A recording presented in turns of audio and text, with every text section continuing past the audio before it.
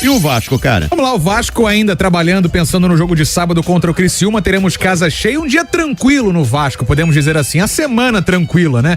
Eu falei segunda-feira das mudanças do time do Vasco que já eram planejadas, segunda e terça, e agora tá todo mundo repercutindo. Uma delas a gente vai falar agora, que é o Hugo Moura, que deve ser titular no próximo sábado para enfrentar o Criciúma em São Januário. E a gente ouve o Hugo Moura sobre essa chegada ao Vasco, se há identificação dele com o Flamengo e também sobre esse processo, porque ele ganhou muitos elogios do Ramon Dias. Com a palavra Hugo Moura aqui na Transamérica. Não, é meu passado, já joguei já no Flamengo, mas estou muito feliz de estar vestindo essa camisa do Vasco. É um sonho realizado não só para mim, mas como também pela minha família. Treinei 2 dias, um dia na verdade com o grupo e fui pro jogo contra o Fluminense. Tivemos poucas conversas, mas agora durante essa semana já conversou bastante comigo. Estou conhecendo mais também o que ele pede, o que ele quer e é isso que é importante para mim. Então tá aí, Zé, o Hugo Moura, e é importante a gente falar, né? Ele jogou 45 minutos. Ele jogou 45 minutos no Clássico no último sábado. Só que o Ramon Dias encheu o Hugo Moura de elogios na entrevista coletiva. E ele treinou um dia, como o próprio Hugo falou agora. E a tendência é que no sábado seja titular ali na primeira linha de meio de campo da equipe do Vasco. Obviamente vamos aguardar, mas seria uma reviravolta, já que no Furacão ele estava escanteado. Tanto que eu até brinquei que ele veio meio que fiado, né? Porque ele veio agora emprestado e o Vasco vai pagar 10 milhões, mas mais pra frente, quando tiver dinheiro. Eu brinquei, obviamente não foi isso, né, gente? Mas fiado no caso, mas foi dessa forma, emprestado pra pagar mais na frente com obrigação de compra. Tá certo, e o Hugo Moura tá em alta com o chefe, com o Ramon Dias, hein, Gabriel?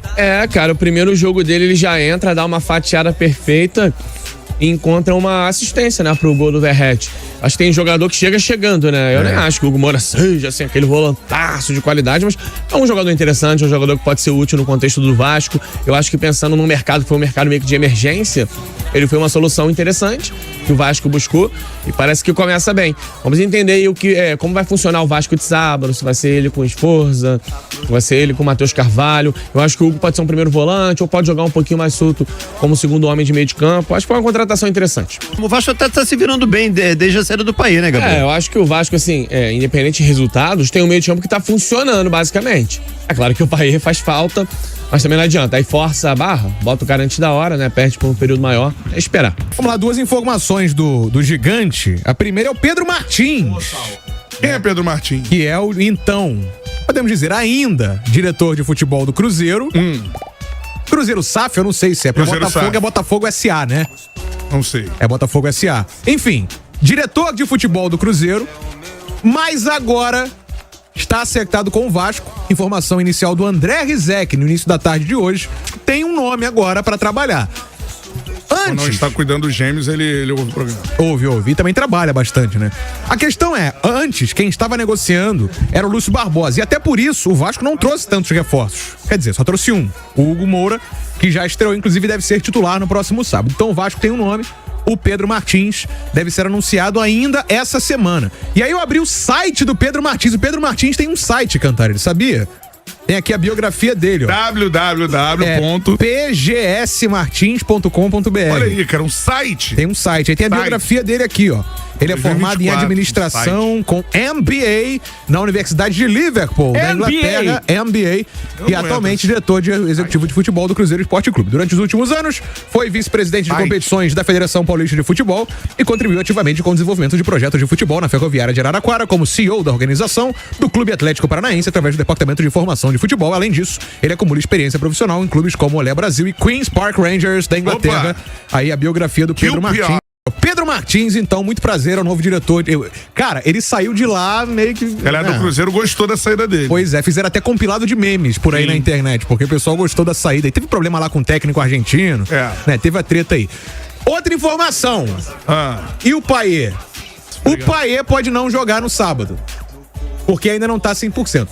A grande verdade é, o Paê fisicamente tá voando, mesmo com a lesão. Só que não dá pra forçar a barra. É um cara já veterano, podemos dizer. Um cara já na reta final de carreira. E a lesão é uma lesão de média pra grave. Foi o entorse ligamentar. Por pouco não rompeu o ligamento. Né? Se rompesse o ligamento, aí era perda total da temporada, como aconteceu com o Jair e com o Paulinho. Então, a questão do Payet é: o Vasco quer o Payet pra quarta-feira da semana que vem, pra enfrentar o Fortaleza na Copa do Brasil. Certo. Sim. Só que, desde o início da semana, pela evolução muito boa que o Payet teve de uma semana pra cá, havia a expectativa dele pelo menos jogar 45 minutos no sábado. Hora mais, hora menos. Nesse momento, vai depender apenas do treino de amanhã, porque nesse momento a tendência é que ele não jogue no sábado. Então vai ser assim, vai ser a grande informação. O Vasco não jogou na semana, a gente vai ficar na apuração. Joga ou não joga, joga ou não joga. Até a hora do jogo a gente vai saber se ele pelo menos vai estar no banco de reservas. Vamos aguardar. A questão, ainda mais que o jogo é no Rio de Janeiro, o Vasco vai divulgar a lista de relacionados só na reta final. Nesse momento a tendência é que o Payet não jogue. E aí joga apenas na quarta-feira contra o Fortaleza. O Vasco entende que pode vencer o Criciúma sem o Payet. Vai forçar a barra, vai guardar pra Copa do Brasil. Mas no momento é isso. Pra que não estoure, né? O Rossi, aconteceu isso com o Rossi no ano passado. O Rossi voltou de lesão e depois ficou estourado aí, ficou 1 mês e pouco afastado e com risco de perder o restante da temporada. Pode, né? Então a gente vai acompanhar essa reta final de semana do Florent Dimitri Payet. Obrigação do Vasco vencer o Criciúma com Payet, sem Payet, se não, amigo, com 5 rodadas vai começar a soar o alarme aí, hein? O campeonato do Vasco é esse. Tem que vencer o Criciúma, tem que vencer o Atlético Goianiense, tem que vencer esses em casa e não rivais em casa. Ano passado o Vasco sofreu muito porque não venceu os confrontos diretos. Você vai lembrar, o Vasco perdeu pro Santos em casa, o Vasco perdeu pro Goiás em casa, o Vasco perdeu pro Cruzeiro em casa, o Vasco perdeu pro Corinthians em casa. Todos os confrontos diretos do Vasco terminaram em derrota. O Vasco não pode passar por isso de novo. Já conseguiu um grande resultado contra o Grêmio, que não é um time que vai lutar pra permanecer na Série A, certamente tem objetivos maiores no campeonato. E agora, enfrentando o adversário desse porte, vai ter que tirar uma vitória, sabe-se lá de onde. Tomara que o Payet esteja à disposição, mesmo que ele esteja pelo menos no banco de reservas, ele já consegue mudar o astral do jogo, né? O técnico adversário, e o Payet tá ali no banco. O torcedor vai pro estádio, o Payet tá no banco. Então muda claramente o astral da partida. Quanto à contratação do Pedro Martins, não me anima, sinceramente. O trabalho dele do Cruzeiro não foi bom. A verdade é essa. Perdeu o Vitor Roque, trocou várias vezes de treinador, contratações que não foram tão boas assim. Ah, mas o Ronaldo tá com a mão fechada lá no Cruzeiro. Os caras da 777 também estão com a mão fechada aqui. Sim. Então, assim, vamos torcer para que no Vasco ele apresente o que ele não conseguiu apresentar no Cruzeiro.